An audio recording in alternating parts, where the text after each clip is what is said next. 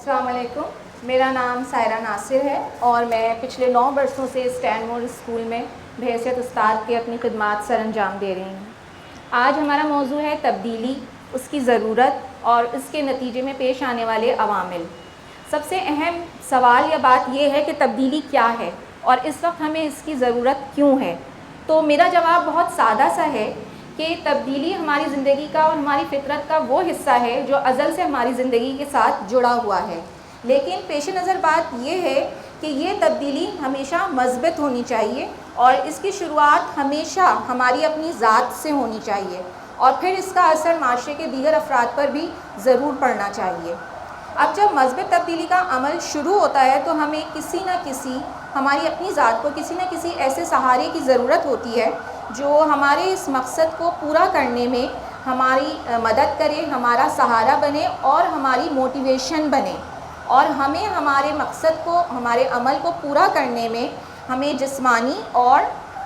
ذہنی جو ہے وہ مدد فراہم کرے۔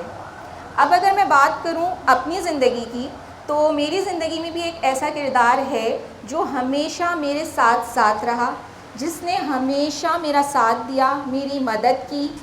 اور میرے ہر عمل کو جو ہے وہ سراہتا رہا، اور وہ شخصیت ہیں میری ساس۔ مجھے احساس ہے کہ یہاں بہت سارے لوگوں کے لیے یہ بات شاید ناقابل یقین ہوگی اور میری بات کو ہو سکتا ہے کہ مزاح کے طور پر بھی لیا جائے، لیکن میں آج یہاں کھڑی ہوں تو میں فخر سے کہہ سکتی ہوں کہ میں یہاں آج کھڑی ہوں تو اپنی ساس کی وجہ سے، کیونکہ نہ صرف ان کی شخصیت بلکہ ان کی مثبت سوچ، ان کا مثبت رویہ، ان کا مثبت کردار، انہوں نے میری شخصیت پہ بہت زیادہ اثر ڈالا۔ انہوں نے مجھے میرے ہر عمل کو نہ صرف سراہا بلکہ ہر ممکن میرے ساتھ تعاون بھی کیا۔ میں نے شادی کے بعد ہی اپنی پری پرائمری اور پرائمری کی ٹیچرز ٹریننگ حاصل کی۔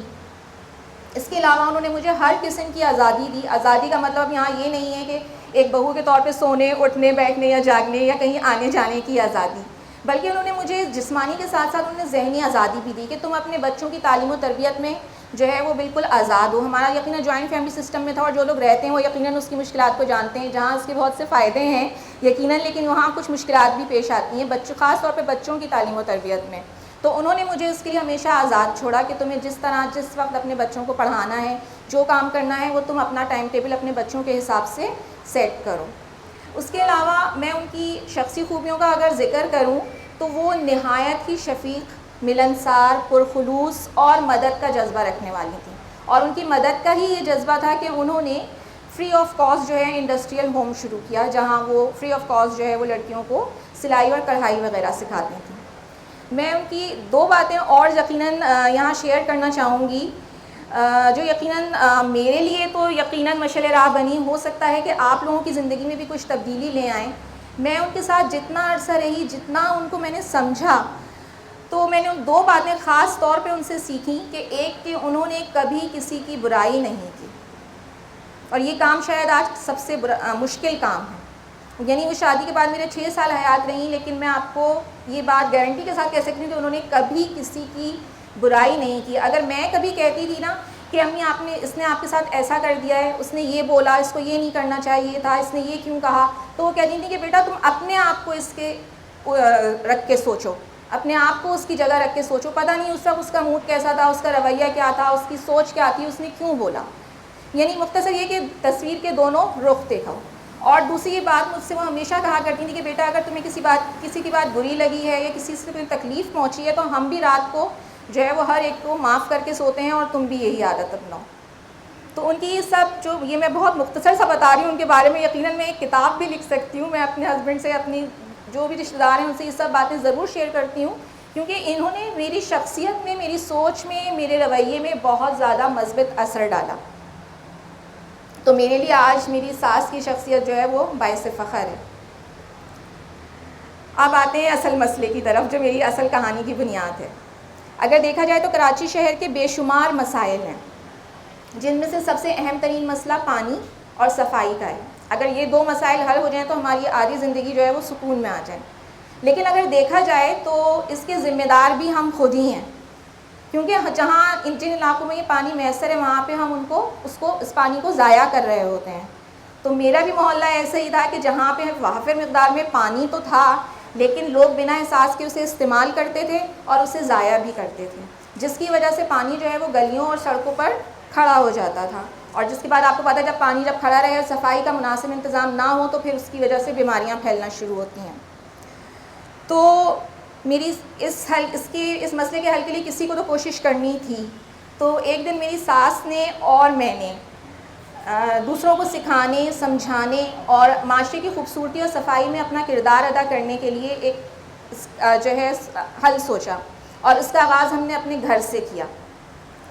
عموماً یہ ہوتا تھا کہ اور ہمارے پورے محلے میں یہی رواج تھا کہ جب پانی کی ٹنکی یا ٹینک بھر جاتا تھا، اوور فلو ہو جاتی تھی، تو اس کا پانی جو ہے وہ باہر گلی یا سڑک پہ گرتا تھا، جو نہ صرف یہ کہ اسکول جانے والے بچوں کے لیے بلکہ محلے میں رہنے والے اور وہاں سے گزرنے والے ہر فرد کے لیے تکلیف کا باعث ہوتا تھا۔ تو اس کا حل ہم نے یہ نکالا کہ ہم نے اپنے گھر میں پانی کی ایسی پائپ لائن بنائی کہ جب ٹنکی بھر جاتی تھی تو وہ پانی ہمارے گھر کے اندر ہی گرتا تھا،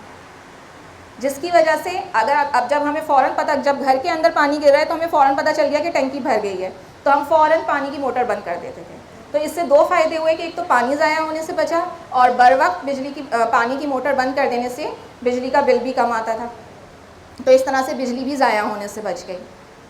پھر اس عمل کو ہی میری ساس نے جو ہے دوسرے محلے والوں کے ساتھ شیئر کرنا شروع کیا کہ ہم نے اس طرح کیا ہے، اگر آپ لوگ بھی اس طرح کریں تو پورے محلے میں صفائی رہ سکتی ہے۔ تو ہمارے اس عمل کو دیکھتے ہوئے بہت سارے محلے والوں نے اس عمل کو اپناتے ہوئے وہ کر دکھایا جو ہم چاہتے تھے۔ تو آج میرا محلہ، ہمارا علاقہ ایک صاف ستھرا علاقہ ہے جہاں نہ پانی ضائع کیا جاتا ہے، بجلی کا استعمال حسب ضرورت ہے، اور سڑکوں پر جب پانی کھڑا نہیں ہوتا تو ہمارے بچوں کو، ہمیں اور محلے میں رہنے والے ہر فرد کو